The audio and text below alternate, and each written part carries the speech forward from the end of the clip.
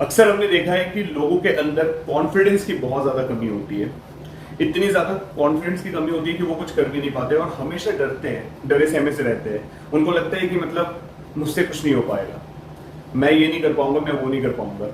एक चाहत की कमी हो जाती है लाइफ में, किसी भी चीज की चाहत नहीं होती। बीमार पड़ते हैं ऐसे लोग बहुत ज्यादा। क्यों होता है ऐसा? ऐसा इसलिए होता है क्योंकि सूर्य कमजोर होते हैं उनकी कुंडलियों में। जिनकी कुंडली में सूर्य कमजोर होते हैं उनके अंदर कॉन्फिडेंस की कमी होती है, लीडरशिप क्वालिटी नहीं होती बिल्कुल भी, बंदा लीड नहीं कर सकता कहीं भी। साथ ही साथ आप ये देखोगे कि ऐसे लोग काफी फ्रिक्वेंटली बीमार पड़ते हैं। बात बात पे छोटी छोटी बीमारियां उनको लगी रहती है। नमस्कार दोस्तों, मेरा नाम है सौरभ। स्वागत है आपके मेरे इस यूट्यूब चैनल पे। तो आज हम बात करेंगे सूर्य देव के जो प्रभाव है 12 हाउसेस में कैसा होगा। दैट इज, आपने थंबनेल में देखा ही होगा, सन इन 12 हाउसेस। तो हर घर पे, यानी पहला घर, दूसरा घर, जो भी घर हो जहां पे सूर्यदेव बैठे हुए हैं, कैसे इफेक्ट्स डालेंगे आपके ऊपर। अब हो सकता है कि अलग अलग राशि बनी हो, लेकिन मैं जो अभी बता रहा हूँ मैं एक जनरल प्रेडिक्शन बता रहा हूँ जो बेसिकली होता है। मतलब 90% केसेस में ये चीजें पाई जाती है जब सूर्यदेव अलग अलग घरों में होते हैं। ठीक है, तो शुरुआत करते हैं सबसे पहले भाव से। सबसे पहला घर है जो फर्स्ट हाउस में, अगर सूर्यदेव बैठे हो तो कैसा प्रभाव मिलेगा। ऐसे लोग बन जाते हैं बहुत ज्यादा कॉन्फिडेंट, बहुत ज्यादा, मतलब उनके अंदर लीडरशिप क्वालिटी भर भर के होती है। आपने देखा होगा कई लोग होते हैं जो लीड करना पसंद करते हैं लाइफ में। वो लोग होते हैं जिनके फर्स्ट हाउस में सूर्यदेव होते हैं। सूर्य फर्स्ट हाउस में रहने का मतलब है कि ऐसे इंसान के अंदर ईगो प्रॉब्लम्स भी आती है कई बार, क्योंकि मैं पॉजिटिव और नेगेटिव दोनों इफेक्ट्स की बात करने वाला हूँ। ईगो प्रॉब्लम्स के साथ साथ कभी कभी ऐसे लोगों को गुस्सा भी बहुत ज्यादा आता है। ठीक है, बट उनको कोई हरा नहीं सकता। उनको कई बार ऐसे लगता है कि मुझे कोई हरा नहीं सकता। एक्चुअली ऐसा होता नहीं है। अगर सूर्य की पोजीशन यहाँ पे अच्छी हो, अच्छी राशि में बैठा हो, तो ये बहुत अच्छे प्रभाव देता है। लीडरशिप क्वालिटी, कॉन्फिडेंस लेवल बहुत ज्यादा, और साथ ही साथ जो सेल्फ रिस्पेक्ट, ऐसे लोगों को अपनी सेल्फ रिस्पेक्ट की बहुत ज्यादा चिंता होती है। मतलब इनको पैसों से भी ज्यादा चिंता होती है अपने सेल्फ रिस्पेक्ट के बारे में, कि उनकी सेल्फ रिस्पेक्ट कैसे भी हर्ट नहीं होनी चाहिए। आत्मविश्वास बहुत ज्यादा होता है इनके अंदर। तो एक तरीके से कह सकते हो सन जो पहले घर में होता है बहुत अच्छे फल देता है। दूसरा घर, सेकंड हाउस में अगर सन होता है तो यहाँ पे सूर्यदेव पैसों के लिहाज से बहुत अच्छे होते हैं। ऐसे लोगों के पैसे बहुत होते हैं, वेल्थ प्रॉपर्टी बहुत ज्यादा होती है आगे चल के। खासकर जो लिक्विड मनी जो होता है वो बहुत ज्यादा होता है इनके पास। रिलेशनशिप भी अच्छे होते हैं ओवरऑल, लेकिन कभी कभी थोड़ी बहुत खिटपिट आ सकती है घर वालों से। बट ओवरऑल सेकंड हाउस में भी अच्छे प्रभाव देते हैं। ऐसे लोग बहुत ज्यादा, मतलब एक तरीके से कह सकते हो कि कुछ कर गुजरना चाहते हैं लाइफ में। लेकिन ऐसे लोगों की कई बार देखी गई कि बोली थोड़ी सी हार्श होती है, यानी उनका जो बात करने का जो टोन होता है कई बार हार्श हो जाता है, जो लोगों को, सामने वाले को पसंद नहीं आता कई बार। थर्ड हाउस में सूर्य बहुत अच्छे प्रभाव देते हैं, क्योंकि तीसरा जो घर होता है वो होता है पराक्रम का, मेहनत का, हिम्मत का। और सूर्य यहाँ पे बैठते हैं तो ऐसे लोग करेजियस बहुत ज्यादा बन जाते हैं। मतलब तीसरे घर में सूर्य का बैठने का मतलब ये है कि ऐसे लोगों की हिम्मत बहुत ज्यादा होती है, हिम्मत नहीं हारते, वो कुछ कर गुजरना ये भी चाहते हैं। जो थर्ड हाउस वाले सन होते हैं, थर्ड हाउस में सन बैठने का मतलब है कि छोटे भाई बहनों के लिए भी ये कहीं ना कहीं अच्छा होता है। ठीक है, उनके साथ रिलेशन काफी अच्छी होती है उनकी, मतलब बॉन्डिंग काफी अच्छी होती है। साथ ही साथ थर्ड हाउस में अगर सूर्य बैठ रहा है तो सीधा 9वें घर को देख रहा है, तो भाग्य में वृद्धि करता है। ठीक है, अगर अच्छे घर में बैठा हो तो, क्योंकि 9th हाउस भाग्य का होता है और वो थर्ड हाउस से 9th हाउस पर दृष्टि डाल रहा है। लेकिन ऐसे लोगों का भाग्य तभी साथ देता है जब वो मेहनत करते हैं। तो मेहनत बहुत ज्यादा करनी होती है, मेहनती बनाते हैं, लेकिन फल भी देते हैं।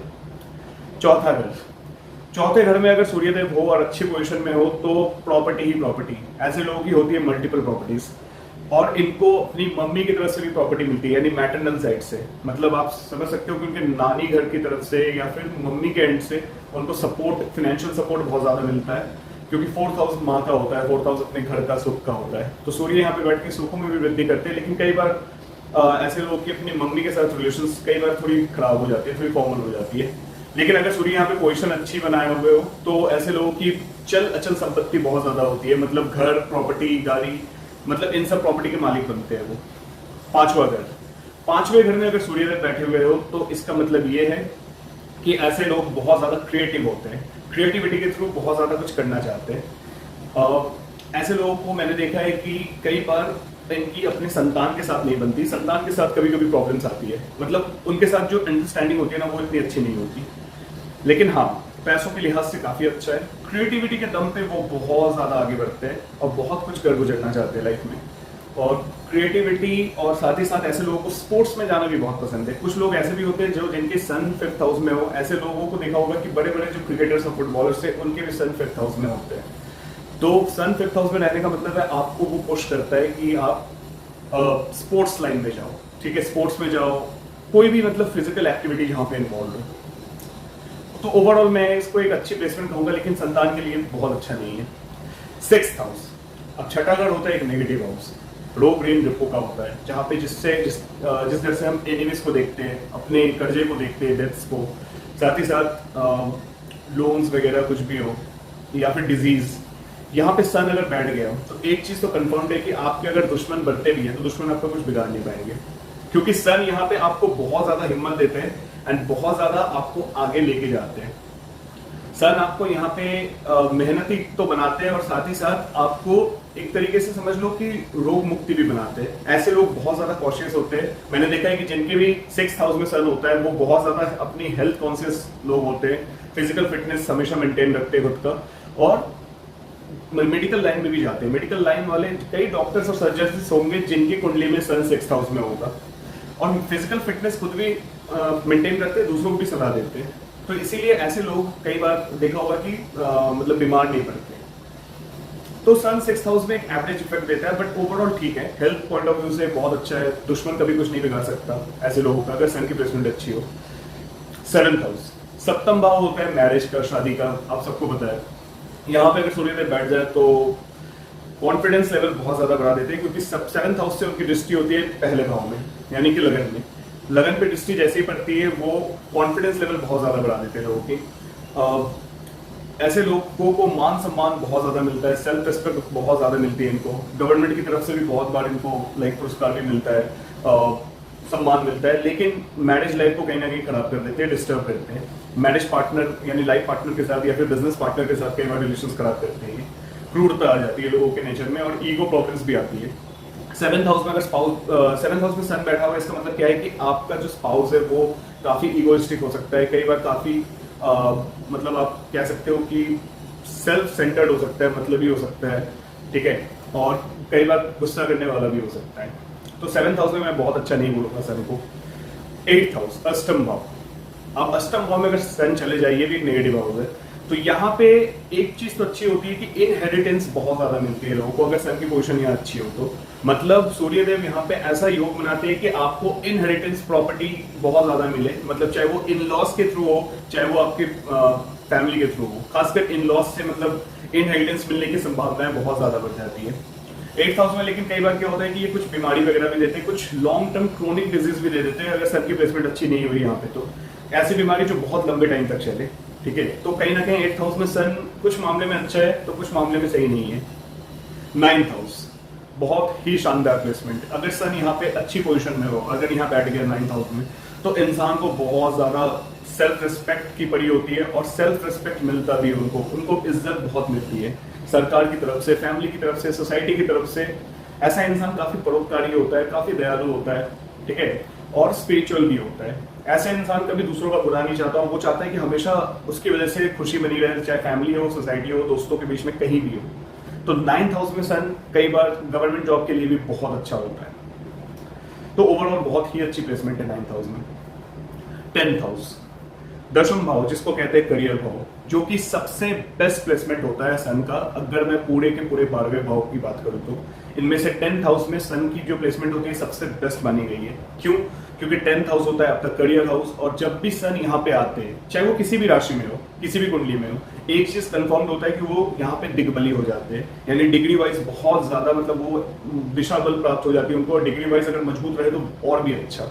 और सन कहीं से अगर यहाँ पे एक्सॉल्टेड हो जाए फिर तो क्या ही बोलना, गवर्नमेंट जॉब का योग बनेगा ही बनेगा। ऐसे भी अगर यहाँ पे एक्सॉल्टेड सन नहीं भी है, अगर सन 10th हाउस में आ रहा है और अगर मंगल की पोजीशन अच्छी है, करियर हाउस के लॉर्ड की पोजीशन अच्छी है, तो फिर ऐसे लोगों की 99% चांसेस होती है कि गवर्नमेंट जॉब में जाएंगे ही जाएंगे, सरकारी नौकरी और बड़े उच्च अधिकारी के रूप में जाने जाते हैं। यहाँ तक कि अगर मैं प्राइवेट जॉब की भी बात करूँ तो अगर जिनकी कुंडली में 10th हाउस में सन है, ऐसे लोगों को एक अथॉरिटी मिलती है, एक अच्छी पोजीशन, मतलब जैसे अब manager, senior manager, VP level तक भी जाते हैं ऐसे लोग। और साथ ही साथ 10th हाउस में अगर सन है तो नेम फेम बहुत ज्यादा देते हैं, पैसों की तो टेंशन नहीं है, पैसे तो मिलेंगे ही मिलेंगे, ठीक है, ऐसा लोग धनवान बहुत ज्यादा होते हैं, बट साथ ही साथ सेल्फ रिस्पेक्ट की जो इनको पड़ी होती है वो चीज भी इनको हमेशा मिलती है, और साथ ही साथ मान सम्मान, पद प्रतिष्ठा सब कुछ मिलता है ऐसे लोगों को। तो मैं 10th हाउस में बेस्ट प्लेसमेंट बोलूंगा सन का। 11th हाउस 11वें भाव में सूर्य देव मिक्स्ड प्रभाव देते हैं। एक तरीके से ये पैसों के लिहाज से बहुत सही है, क्योंकि इनकम हाउस है, तो आपका हमेशा कैश फ्लो हमेशा बना रहेगा, कहीं ना कहीं से आपके पैसे आते जाएंगे। पैसों की जो वो फ्लो है ना वो कभी नहीं रुकेगी, चाहे आप कुछ भी काम करो, बिजनेस करो, जॉब करो, एनीथिंग, चाहे मतलब अपना कोई काम करो, मल्टीपल सोर्स ऑफ इनकम होते हैं ऐसे लोगों के, मैंने देखा है। और साथ ही साथ धनवान लोग होते हैं ऐसे, फ्रेंड सर्कल काफी अच्छी होती है इनकी, और दोस्तों के साथ काफी मतलब समझ लो कि बॉन्डिंग काफी अच्छी होती है। मतलब इनको कोई ना कोई ऐसे लोग मिलते हैं लाइफ में कि दोस्त काफी मतलब जिसके साथ काफी अच्छी दोस्ती बनी रहे, तो आप ये मतलब एक तरीके से इस तरीके से इस चीज को कंसिडर कर सकते हो। तो 11वें भाव में सूर्य, लेकिन कभी कभी क्या होता है कि थोड़ी बहुत ईगो प्रॉब्लम्स भी लेके आते हैं, ठीक है, ये डिपेंड करता है किस राशि में बन रही है, कौन सा लगन है आपका। बट ओवरऑल 11th हाउस में मैं बहुत खराब नहीं बोलूंगा, अच्छे मतलब अच्छे इफेक्ट्स है 11th हाउस में सूर्यदेव के। 12वां भाव जो कि बिल्कुल आखिरी भाव और मोक्ष का भाव होता है, यहाँ पे सूर्यदेव बहुत अच्छे फल नहीं देते। अगर वो अपने उच्च की राशि में बैठे हो, या फिर अगर मान लीजिए वो अपने खुद के घर में बैठे हो, तो सूर्यदेव फिर भी ठीक ठाक प्रभाव दे देते हैं। लेकिन कई बार देखा है मैंने कि 12th हाउस में जब भी सन बैठते हैं तो ऐसे लोगों को मतलब आप एक तरीके से समझ लो कि कोर्ट कचहरी के केसेस झेलने पड़ सकते हैं। अगर सूर्य के साथ यहाँ शनि बैठ गया या राहु बैठ गया तो बहुत ही मतलब नेगेटिव हो जाता है वो। अगर सूर्य अकेले बैठा है तो भी कई बार कोर्ट कचहरी का मामला होता है, लेकिन उसमें जातक की जीत मिलती है, जातक को अंत तक, ठीक है, अगर सूर्यदेव की पोजीशन अच्छी हो, एफ्लिक्टेड नहीं हो, और अगर मजबूत स्थिति में हो कुंडली में। लेकिन 12th हाउस में कई बार सूर्य मोक्ष की तरफ भी लेके जाते हैं, डिपेंड करता है वो किस हाउस के लॉर्ड है। अगर वो 5th, 9th और 10th यानी 5वां, 9वां और 10 जो 10वां भाव होता है उसके मालिक बन के अगर वो 12th हाउस में चले गए, तब जाके मोक्ष प्राप्ति मिलती है ऐसे लोगों को। और 12th हाउस में सन कई बार डिजीज भी देते हैं, कई बार, क्योंकि उनकी जो दृष्टि होती है, एक ही दृष्टि होती है सूर्यदेव की, 7वीं दृष्टि, और वो 6ठे भाव में पड़ रही होती है। तो कई बार मतलब डिजीज मतलब हो जाता है लोगों को, कुछ ना कुछ बीमारी होती है, शत्रु परेशान कर सकते हैं। तो मैं बहुत अच्छी प्लेसमेंट नहीं बोलूंगा सन का 12th हाउस में, ठीक है। तो ये थे आपके 12वें भाव में टोटल 12 हाउसेस में सन के कैसे कैसे इफेक्ट्स होंगे, क्या क्या फल देते हैं सूर्यदेव। तो ये अभी तक आपको पता चल गया होगा। अब आप भी अपनी कुंडली, जन्म कुंडली खोल के देख सकते हो कि आपके सूर्यदेव कहाँ पे बैठे हुए, और नीचे कमेंट जरूर करना कि आपके सूर्यदेव किस पोजीशन में है और कैसी प्लेसमेंट है उनकी, ठीक है। तो उम्मीद करता हूं आपको ये वीडियो अच्छी लगी होगी। अच्छी लगी हो तो please like, share and subscribe जरूर कर देना मेरे चैनल को, एंड नीचे दिए गए इस नंबर पे कांटेक्ट कर सकते हो अगर आपको कंसल्टेशन चाहिए, कुंडली की एनालिसिस करवानी है तो। मिलते हैं अगली वीडियो में, तब तक के लिए नमस्ते।